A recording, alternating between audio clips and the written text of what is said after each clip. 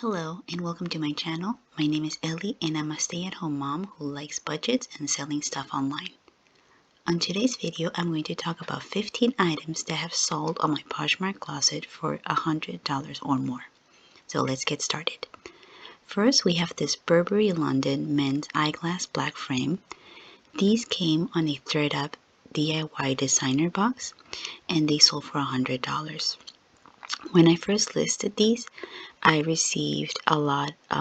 This one particular person sent me an offer for $20, and we kept going back and forth for over a week.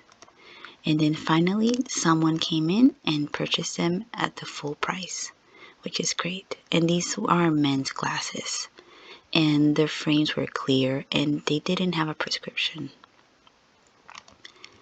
Next, we have this Ulla Johnson black Swiss dot floral peasant blouse. Ulla Johnson is not a brand I was familiar with. I have seen this designer from New York mentioned in other YouTube videos, but not that frequently. And when I was at the thrift store, I saw this blouse and I liked it for myself because I love black. And it didn't have a tag on the top.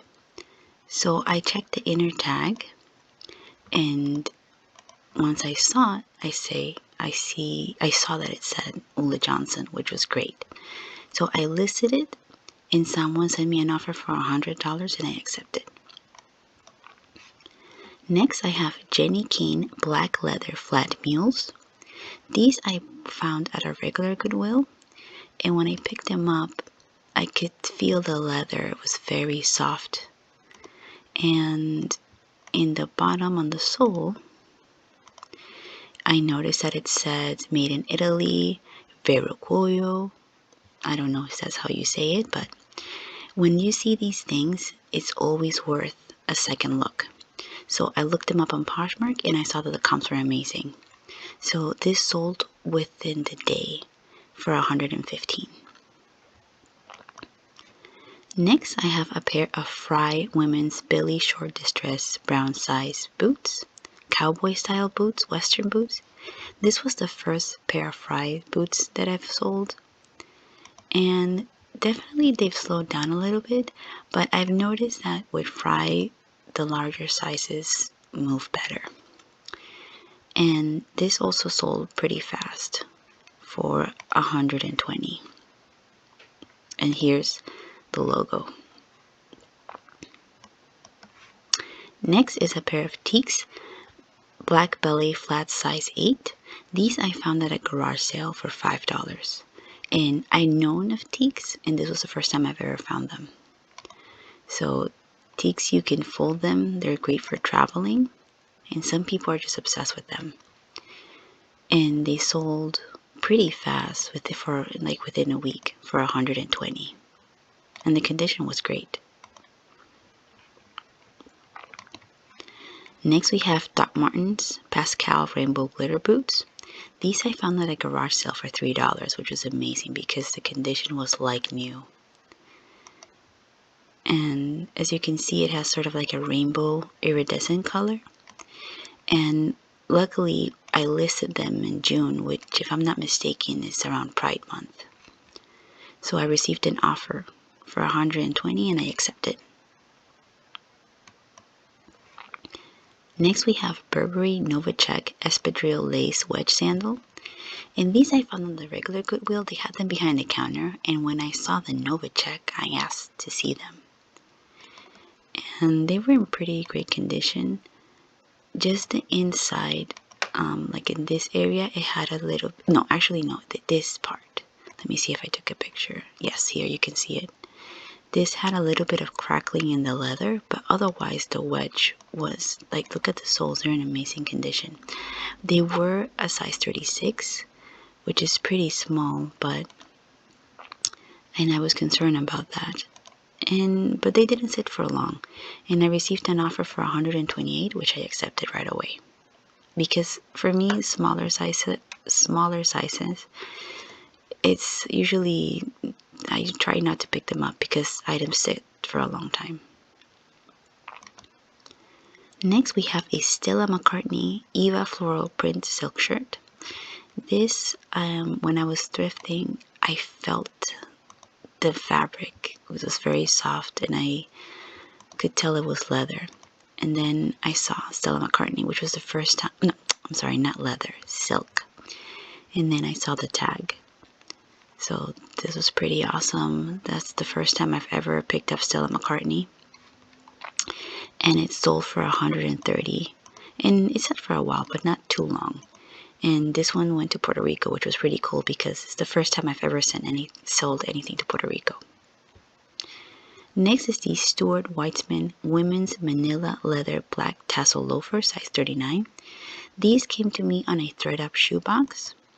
And Stuart Weitzman, I usually don't pick up. Like, if you do find a Stuart Weitzman, always check comps, because some of them will sit. But this loafer was very popular, and the comps were great. I was really excited about that. And they were in pretty good condition, except for like a little bit of, like, they got smushed, like the leather. But although you can see the soles here look pretty great. And they sold, I actually received several offers for them pretty quickly, both on Poshmark and Mercari. But this was the best offer that I got for $132, so I accepted. Next are these Uggs Women's Classic Short Black Boulevard fur-lined boots. These I had purchased for myself, but the fit wasn't as comfortable as the typical, more slouchy Uggs. So I sold them on Poshmark, and I ended up losing a little bit of money, but still, if you find them at the thrift store and they are in like an excellent condition, it's definitely worth a pickup. Next we have a Dolce & Gabbana one button wool blazer, and I got this on a thread-up DIY designer box, and it sold in a bundle, but with the 20% discount it came out to $110, which is what would have sold. And here you can see the label. This was a wool blazer. Here's the tag, Dolce & Gabbana, made in Italy. So this is a great sale. And I included the size chart. Usually whenever I have like an European or foreign size tag on the product, I like including the size tag.